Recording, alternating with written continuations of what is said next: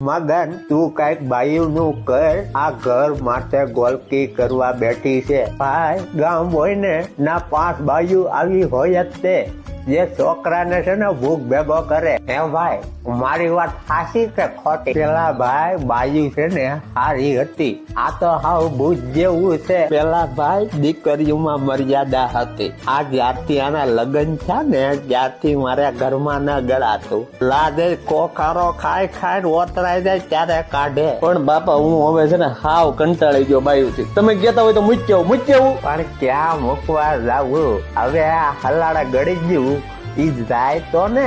તને પેલા જોહાણ વાળ્યું તું કે આ લફરામાં તું પડીમાં, આ તારા લાયક નથી. આ તારી બાઈ છે ને ઈ મારવા કે બગડે. બાકી અમારે બાઈઓ હતી પણ કોના થાતું. તું તો કઈ ધ્યાન દે નહીં. હવે મારે જ અલગ ઝૂંપડી કરવી પડશે.